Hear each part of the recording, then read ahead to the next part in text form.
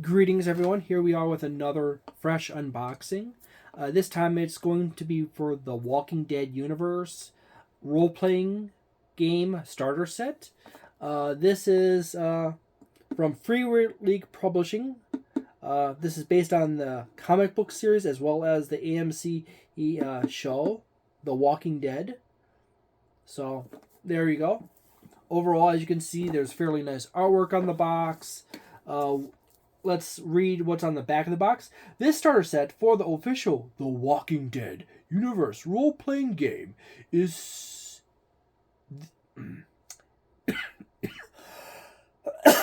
It just pauses and...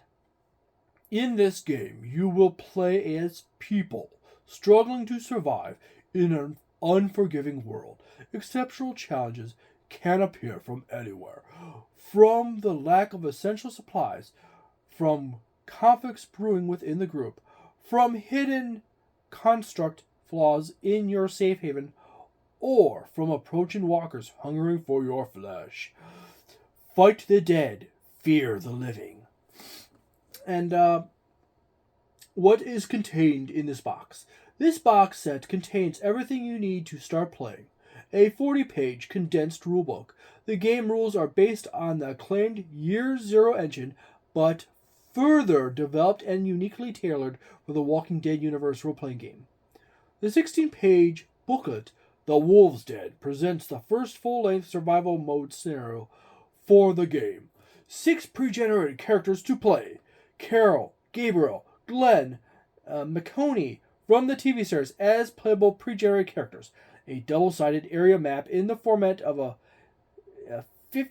558mm by 432mm, depicting the area north of Atlanta, Georgia, and the region in Virginia.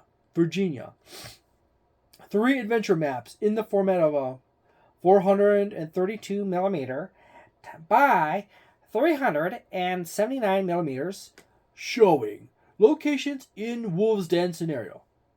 10 custom base dice, as many stress dice specifically designed for the game, a threat meter to keep track of the threat from the walkers in the surroundings.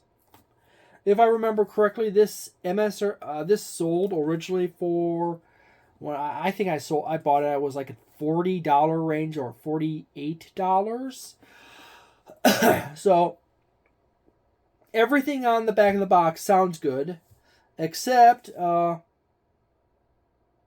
it didn't say anything about a Game Master's book or a or reference books or a Game Master screen.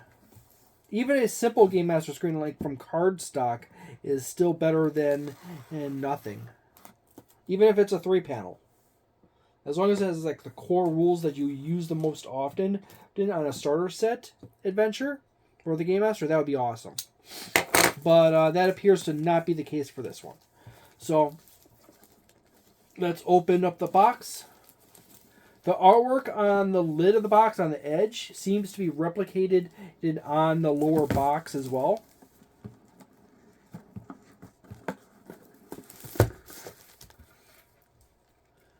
And I'll go ahead and put this guy back here.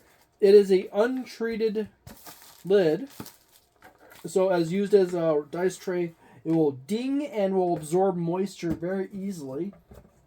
Put this back here by OD&D. Well, that's neat.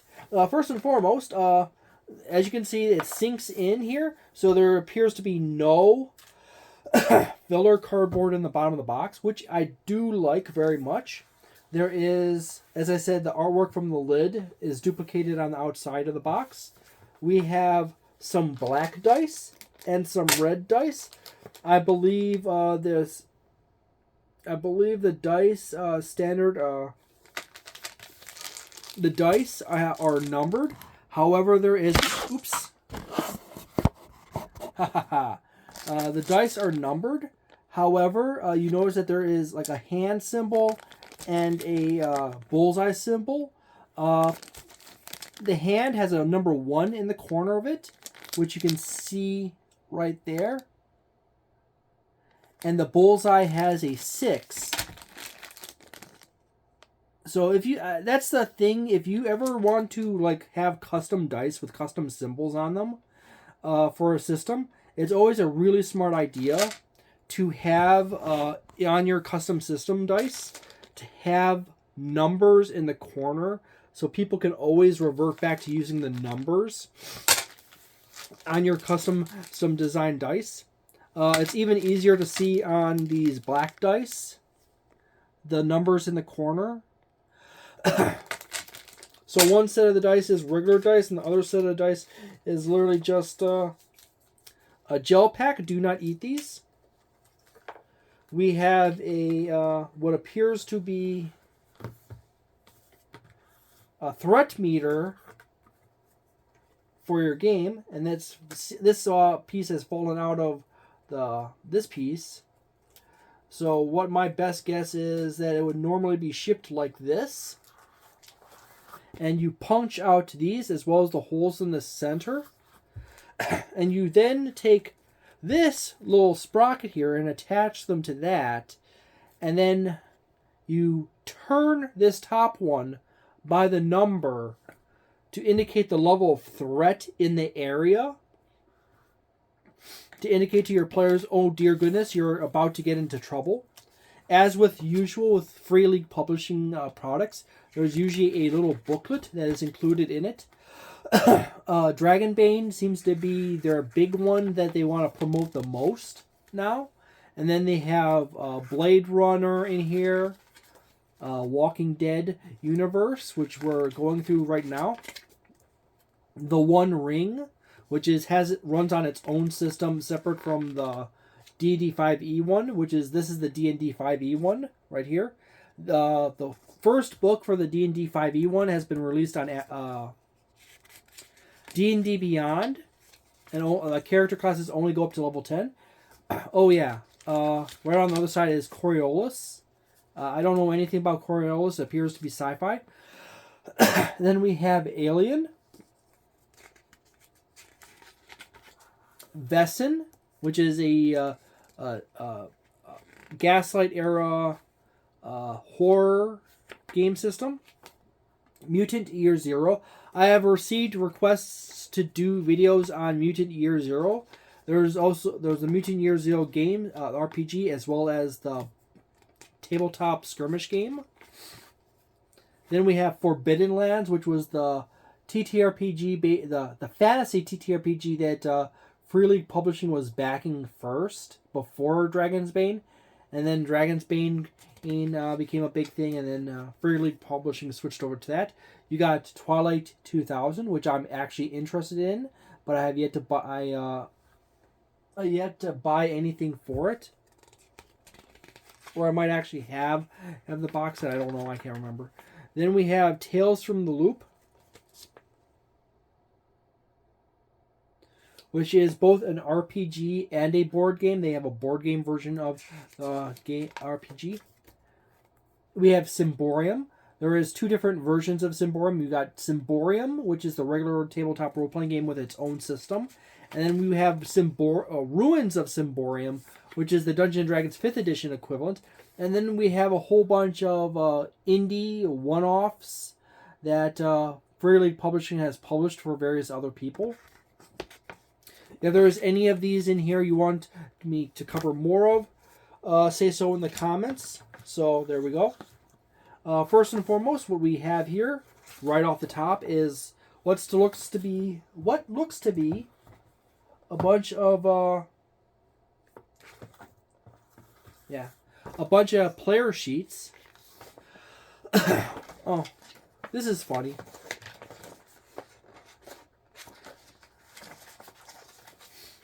So what we have here is a few generic characters that doesn't have any special artwork or anything like that on it.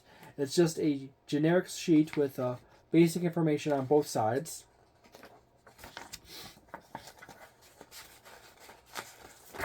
And they're just various characters. And then what we have a few character sheets in, is these ones, where it has the character sheet on one side, And then we have a information section about the lore of the character on the other side. And these happen to be the characters from the TV show / comic.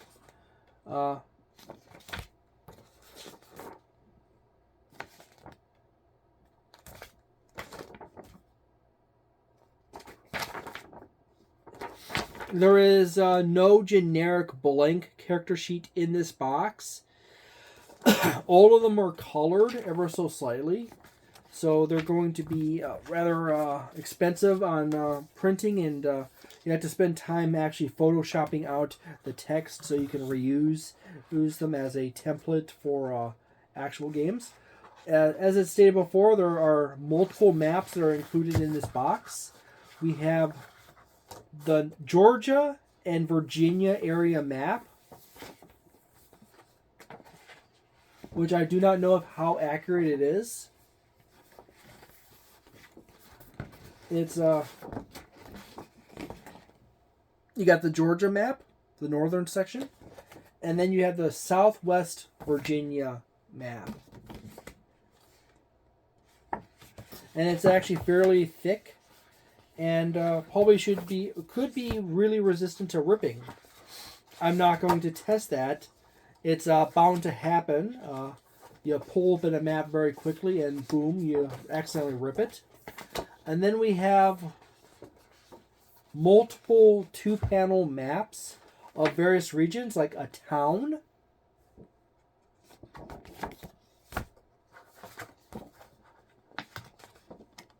What looks to be a farm with a lot of trees around it for whatever strange reason. This is not really a accurate farm depiction here. This is more like a redneck compound kind of thing, where you have like you grow just enough stuff for you to live off of in the mountains. And then we have a trail with a train tracks map.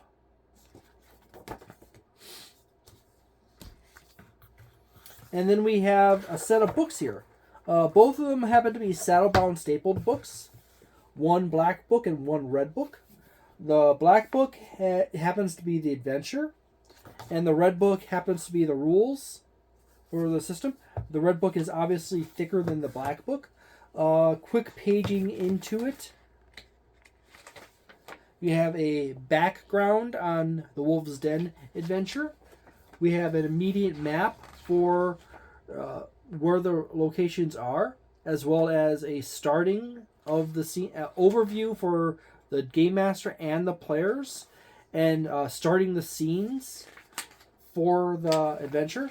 And then it walks you through. There's that train track map and side road, and it moves to the town, and then it goes through all the characters that you probably meet or have to deal with. Back out to Evergreen, the farm. And then you have ending right there. And so far it doesn't look terribly bad overall. And then we have the condensed core rulebook, which then opens up to this big blank page right here. There should probably be some basic rules on this blank page on the inside. Ever since I keep seeing in books with stuff like that on the inside cover, that makes me want to have it more there. We have a section on the designers and the cover art and everything else. Niles Nitze is the lead designer. We have a very spaced out and spread out table of contents. If anything, a little excessively spaced out or spread out to potentially a degree of being wasteful in space. Then we go then into the introduction of the system. The contents: what is a role-playing game, game master roles, game modes. You can play in survival or campaign mode. It walks you through the principles of the game, the world of The Walking Dead, the outbreak, the walkers, the living, the haven, when and where. It walks you through various basic concepts that to building character, how to play characters, and the fear mechanic and skills. losing drive, shattered, skills, adding modifiers, stress dice, pushing the roll, messing up, and so forth. A table on successes and various other dice rolls and opposed rolls, helping each other, parallel actions. You have a dice table here for skill rolls. Skill roll. Add up your skill and attribute. 6 means success. So you add your skill and attribute together, dice, and then, or at scores. They don't even have the word dice in there. They just have add up your skill and attribute. 6 means success. They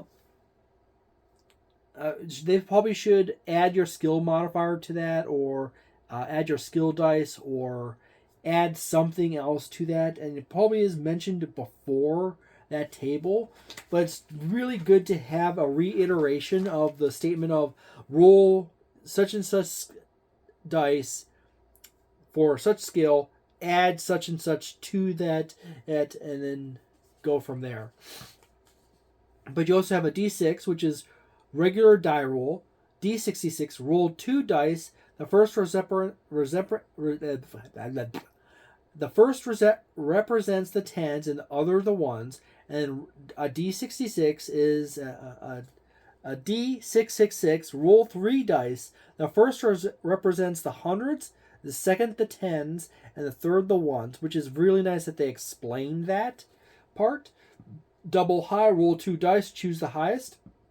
Double low, roll 2 dice, choose the lowest. So essentially advantage and disadvantage. Random die, everyone rolls a die, the lowest result loses. Lucky die, the GM rolls a die to decide something. Interesting. Interesting choice for words. You have a skill list right here. Close combat, which is strength. Endurance, strength. Forces, strength. Mobilities, agility. Combat, ranged combat is agility. Stealth is agility. Scout is wits. Survival is wits. Tech is wits. Medicine is empathy. Manipulation is empathy. Leadership is empathy. Before someone complains that manipulation is empathy, empathy is not inherently a good trait or a bad trait. There is such a thing called as light empathy, which is understanding to caring about someone. And then there's dark empathy, the capacity to understand how someone feels and manipulate them via the understanding of how they feel. And it's really dangerous that one of the golden signs if you're dealing with potentially a dark empathy or someone who is gray empathetic is that they sell that empathy is only purely good, and they sell the need to have empathy for everyone else around you. So, and then they misdescribe what empathy is, because if they misdescribe what empathy is, and empathy, by the way, is the skill or the ability to understand how someone feels.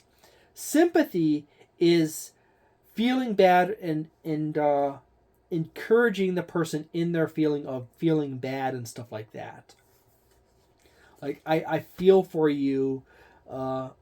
It must be really hard to be in your position. That is sympathy.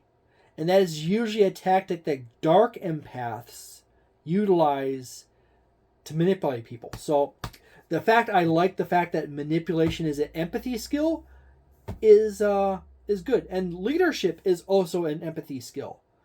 So fundamentally they are correct in their usage of those 2 points right there. Appears to be that there's 4 stats. You have strength. You have 4 attributes, basically strength, agility, wits, and empathy. And they also have a notation right here that when using manipulation, it's not mind control. Okay, thank you. That's very nice. Duels, abstract rules, opposed rules in duels. You have rules on ranged combat, cover, defenseless targets, movement, multiple combatants, messing up. Then we have a continuation on the messing up section. Then we have a brawl rules, which is combat map. Combat map. The GM starts a drawing and displays a map of the area. Okay, so you're basically drawing the area map in which they're where they're fighting in. I was thinking for 5 seconds it was Pathfinder 2nd Edition, and there was a map mechanic, multiple attack penalty system there, but it's not. Combat rounds, brawl phases.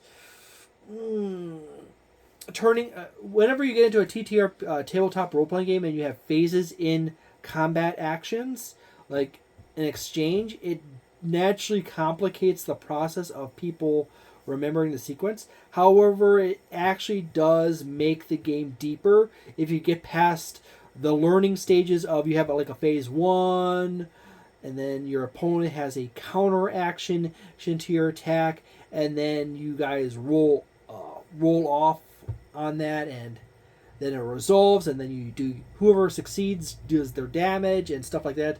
Call of Cthulhu has that system. A combat phase where you basically get into a fight, and then your enemy strikes you, and then you can decide whether you dodge or fight back or something like that. So that is cool. Brawl actions. You have the option of, in the phases, taking cover, ranged combat, close combat, movement, first aid, and other. So this is probably going to have to be something that we have to actually dig deeper into to find out a good deal, bit more of it. But there seems to be layering in the mechanics for that. Depending on how it's structured, it could be a good thing or a bad thing. You have ranged combat rule information, close combat, your movement information. You may move one distance closer or further away from your opponent, for example, from long to short. Oh, it's a zone system. Okay, that's interesting. That sometimes gets confusing for people. I have some players that are really mentally wired into actual step positioning because they started with Dungeons & Dragons 4th edition. So literally standing a 5-foot section over makes a world of difference in Dungeons & Dragons 4th edition. So I've literally gone purely to theater of mind, just so when I draw a map and they stop obsessing about, oh, there just happens to be this slight ledge that's a foot higher. I draw a map and I draw like mild terrain. Oh, there's you knocked a dead goblin over right there. He's right there on the ground. And the player is like, oh dear goodness, can I step around the goblin? And I'm like, you can step over the goblin. The goblin is a goblin. You can just jump over the goblin. He's not going to be much of an obstacle to you. You can stand on the goblin if you want. You got first aid information right here. Other information. Damage and healing, recovery, broken, first aid, armor. You got armor level. You got soft vest, body armor, and metal plate armor. Armor level is 4, 6, and 8. So your soft vest has an armor level of 4 and a penalty of -1. Your body armor has an armor level of 6 and you have a penalty of -2. And your metal plate armor is an 8 and your penalty is -3. It appears to look to me that the gain in your armor level far exceeds the penalty as you go up. So it's probably optimal to have like metal plate armor in this game as much as possible. Section on critical injuries such as lethal injuries, recovery time, broken NPCs, medical equipment, information, messing up when stabilizing. You can mess up while stabilizing. 1 to 4, medical equipment depleted, broken. 5 is recovery time doubled. A 6, apply a further -1 penalty to it. So if you got a 1 to 4 medical equipment depleted or broken. And then for 5, it's a recovery time doubled, time limit halved, and apply for. Okay, right down here. There's 2 columns.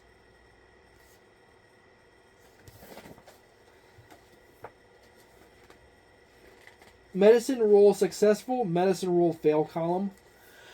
Then you have a critical injury table right here on this side, which is handy. That's a D66, which goes from 11 to 66.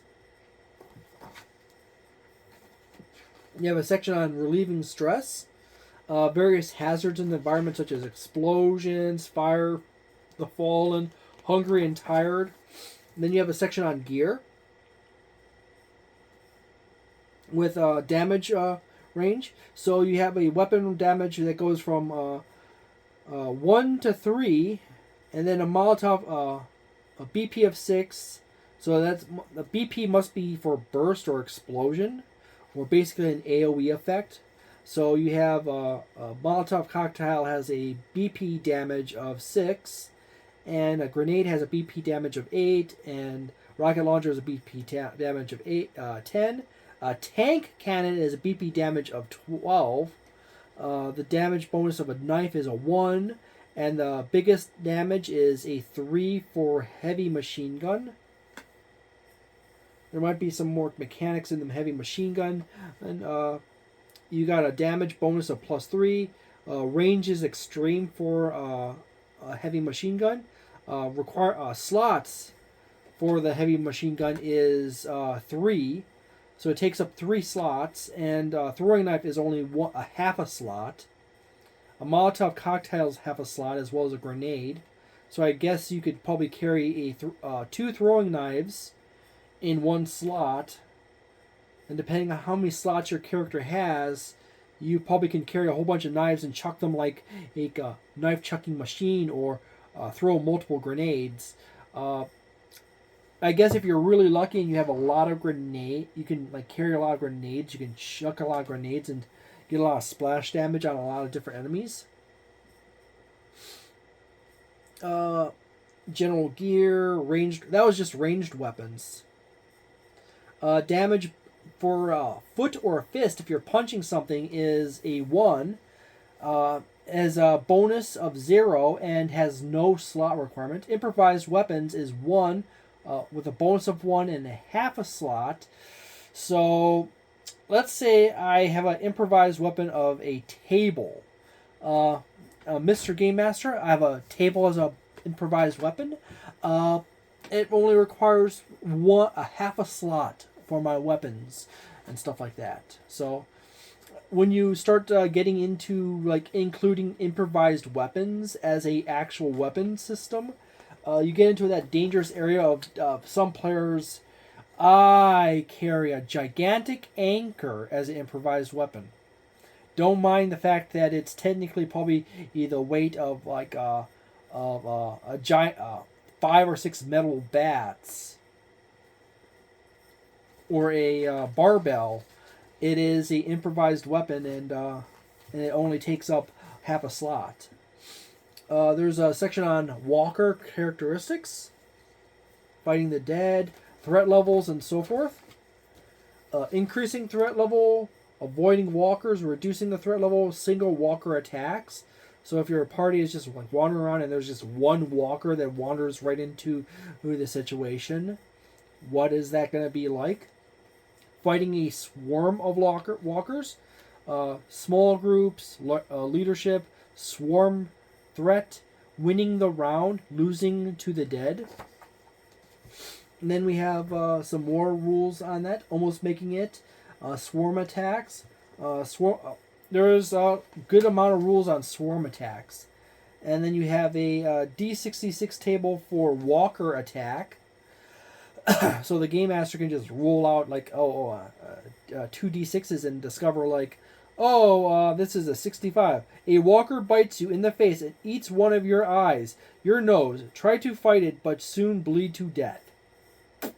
Yeah, that is a horrifying situation. Running the game. This is the Game Master section. But of course, technically, probably the section just before that is also the Game Master.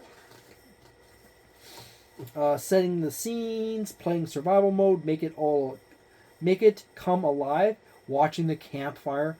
Various Game Master tips, such as giving details but not too many. Use a theme. Ask questions. Add a twist. Use your voice and body language. Let the PCs name things. Use sound and silence. Change the pace. Use contrast. Mind the time. Draw maps. Let the world change. What do you do? PCs messing up section. Lives are not cheap, making it scary. NPCs from the TV franchise a little bit. And then we have a little index right here. So a lot of this book is a lot of text with a little bit of artwork here and there. Most of the artwork is in the front section where the players will be reading. Most of the back section where the Game Master's stuff is, there's like no artwork at all. So overall, it's hard to say. I heard that this game was people had issues with this game for having design oversights, and it does seem like that they have narrowed down some of the mechanics in a typical TTRPG and simplified things down, and then they expanded out other areas like swarm combat and other situations like that. But it looks like it's generally all there. Might be useful to have, say, like... it would be a really smart idea to have something in the territory of a cheat sheet that has the rules or little cards that you can hand out to each player.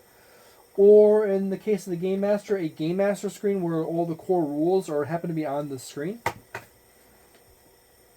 So let's look at the player sheets again here. So we have, I identified that there's 4 attributes. So we have strength, agility, wits, and empathy as the core attributes. And under each of the attributes is your skills related to your those attributes. However, it does not, on the character sheet, does not make it clear that the top section is truly the attributes. And the sections just below that are the skills that are related to the attributes. So for strength, you have close combat, endure, and force. Agility has mobility, ranged combat, and stealth. Wits, which is basically wisdom, has scout, survival, and tech. Empathy has leadership, manipulation, and medicine. You have a little section on talents. For this character, it has guided by a higher power. And then we have a little box section for health. Unharmed, bruised, battered, and broken. And your critical injury list as well. Then you have a section on a little section here for stress, experience, encumbrance slots, which you have 4. So basically indicates that you have a capacity of 4 with this character. He has a knife. He has canned goods, which is 1 ration, a Bible, and a knife. So if I'm going on what it looks like that you have 4 slots here, he happens to have 3 items in his 4 slots.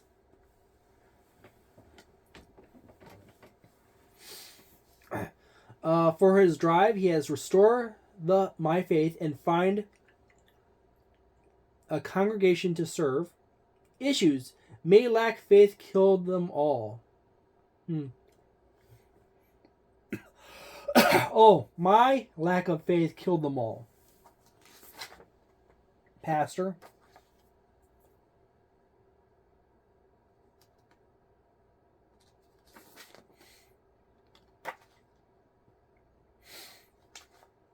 She has 6 encumbrance slots. She has a katana, which is over 4, slots. Dried meat, 2 rations, and a bottle of water.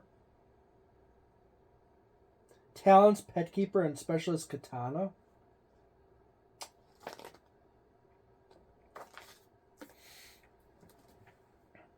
So the way this looks like it is each one of these boxes in here in the gear section, each one of these is subdivided into 4 boxes.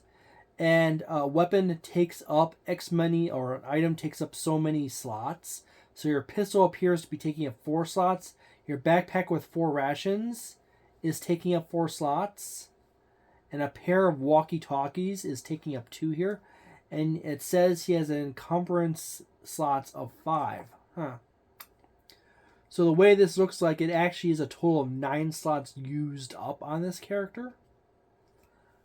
Based on what I can roughly see with all the other characters. But of course, I might just be misunderstanding a component of the system.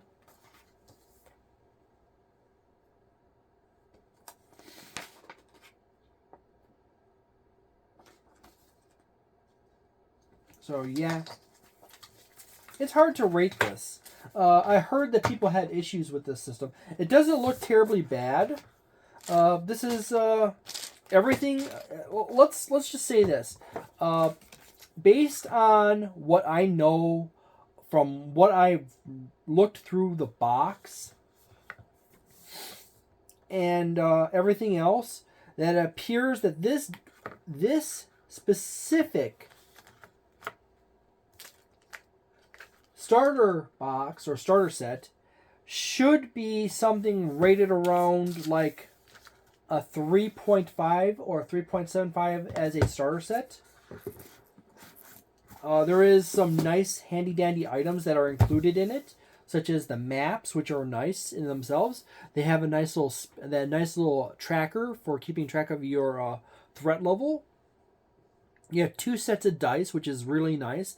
A lot of D6s right off the bat for that. So that's really nice. You have very nice character sheets.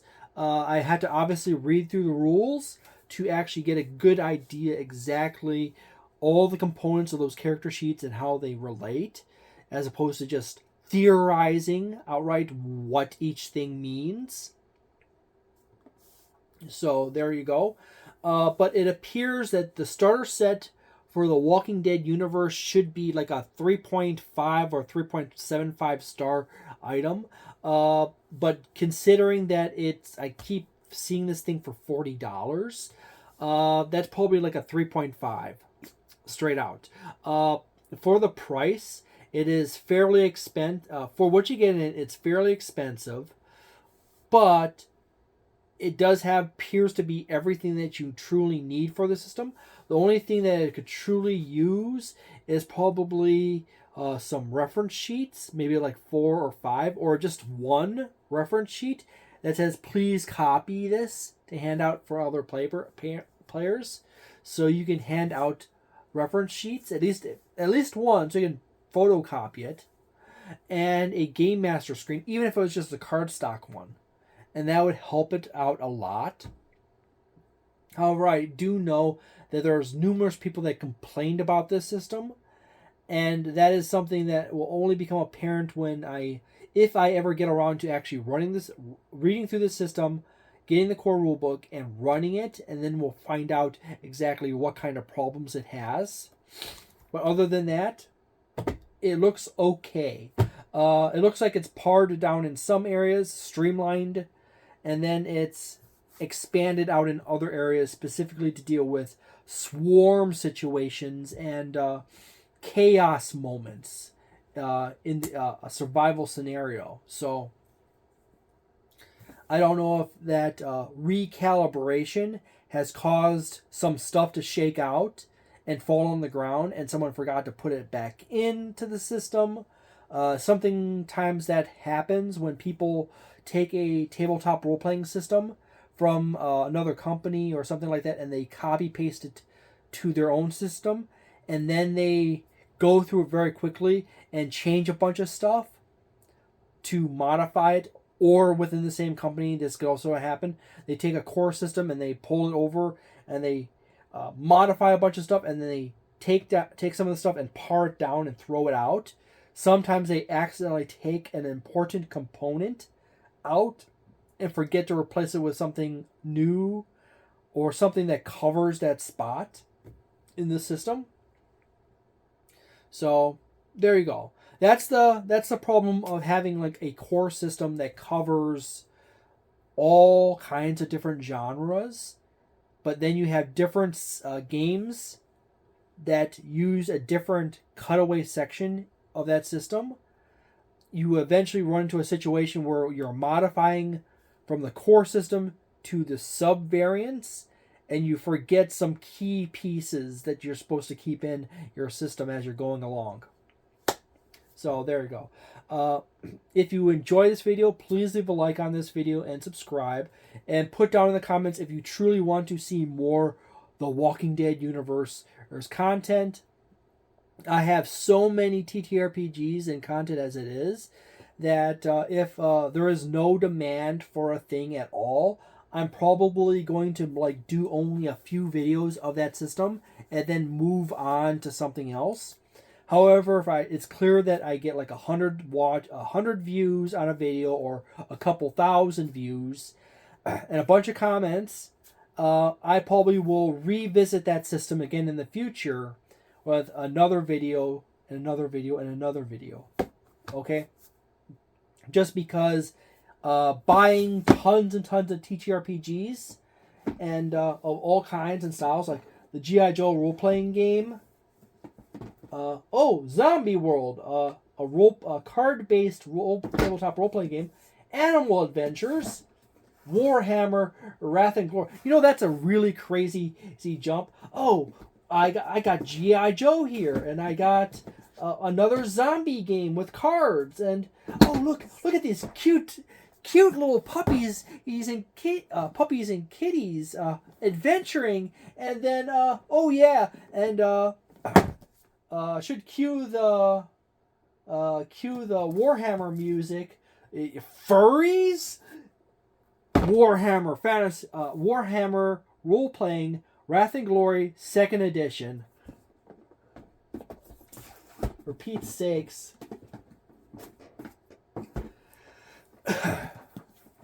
That's one of those like 0 to 60 kind of things, you know. You go from cute little puppies and kittens to Warhammer. That is a very on point for this channel. Okay. That's this channel in a nutshell. Is like cute puppies and kitties, Warhammer, zombies, and investigative mysteries, and heroic action adventure fantasy, and down to earth simulationism of a system. Yes. There's a ton of fun in that. So thank you very much for watching. I hope you have a delightful day, a nice and a wonderful weekend, a magnificent month, and see you next time. Ciao. I hope I have a better going forward as a lot of things keep piling up on me.